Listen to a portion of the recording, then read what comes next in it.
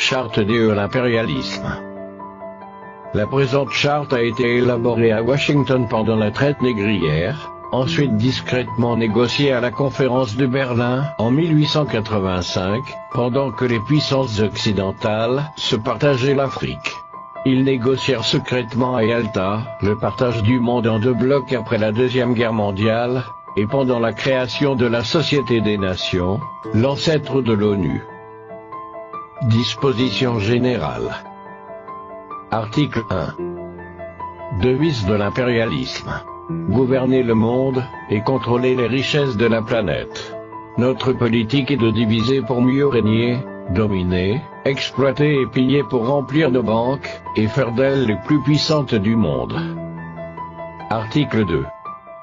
Aucun pays du tiers-monde ne constitue un État souverain et indépendant. Article 3. Tout pouvoir dans les pays du tiers-monde émane de nous, qui l'exerçons par la pression sur les dirigeants qui ne sont que nos marionnettes. Aucun organe du tiers-monde ne peut s'en attribuer l'exercice. Article 4. Tous les pays du tiers-monde sont divisibles, et leurs frontières déplaçables selon notre volonté. Le respect de l'intégrité territoriale n'existe pas pour le tiers-monde. Article 5. Tous les dictateurs doivent mettre leur fortune dans nos banques pour la sécurité de nos intérêts. Cette fortune servira de dons et crédits accordés par nous comme assistance, et d'aide au développement aux pays du tiers-monde.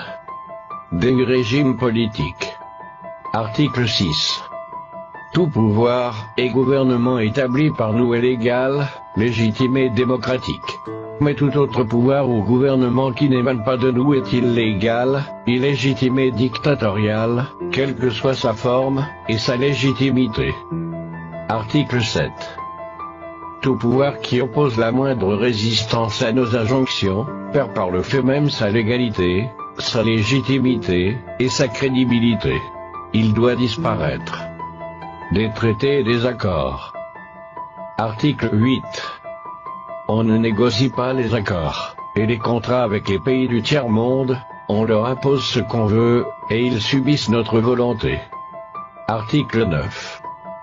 Tout accord conclu avec un autre pays, ou une négociation sans notre aval est nul, et de nul effet. Des droits fondamentaux. Article 10. Là où il y a nos intérêts, les pays du tiers-monde n'ont pas de droits. Dans les pays du Sud, nos intérêts passent avant la loi, et le droit international. Article 11. La liberté d'expression, la liberté d'association, et les droits de l'homme, n'ont de sens que dans le pays où les dirigeants s'opposent à notre volonté. Article 12. Les peuples du tiers-monde n'ont pas d'opinion, ni de droit, ils subissent notre loi et notre droit. Article 13. Les pays du tiers-monde n'ont, ni culture ni civilisation, sans se référer à la civilisation occidentale. Article 14. On ne parle pas de génocide, de massacre ni de crimes de guerre ou de crimes contre l'humanité dans les pays où nos intérêts sont garantis. Même si le nombre des victimes est très important. Des finances publiques. Article 15. Dans les pays du tiers-monde, nul n'a le droit de mettre dans leur banque un montant d'argent au-dessus du plafond que nous avons fixé. Lorsque la fortune dépasse le plafond, on la dépose dans l'une de nos banques pour que les bénéfices retournent sous forme de prêts, ou d'aide économique au développement en espèces ou en nature. Article 16. N'auront droit à l'aide précitée les pays dont les dirigeants font preuve d'une soumission totale à nous, nos marionnettes et nos valets. Article 17. Notre aide doit être accompagnée des recommandations fortes de nature à empêcher et briser toute action de développement des pays du tiers-monde. Des traités militaires. Article 18. Nos armées doivent être toujours plus fortes et plus puissantes que les armées des pays du tiers-monde. La limitation et l'interdiction d'armes des destructions massives ne nous concernent pas, mais s'imposent aux autres. Article 19. Nos armées doivent s'entraider et s'unir dans la guerre contre l'armée d'un pays faible pour afficher notre suprématie, et se faire craindre par les pays du tiers-monde. Article 20.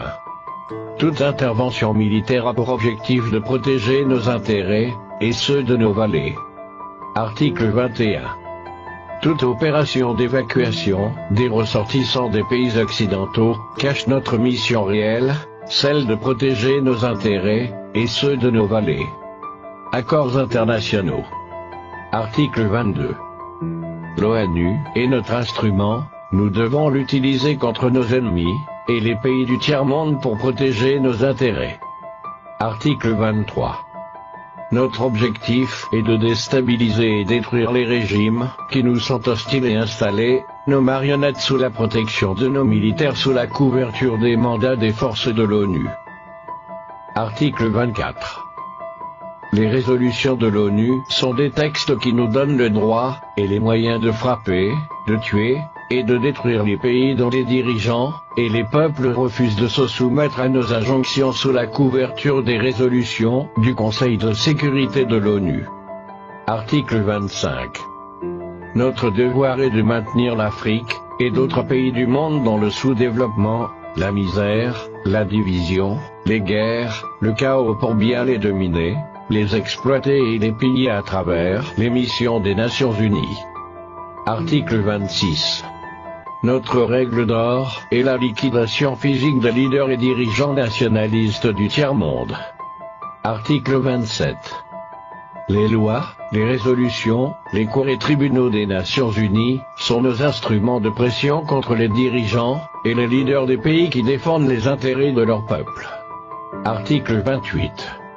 Les dirigeants des puissances occidentales ne peuvent être poursuivis, arrêtés ni incarcérés par les cours et tribunaux de l'ONU, même s'ils commettent des crimes de guerre, de génocide, ou des crimes contre l'humanité.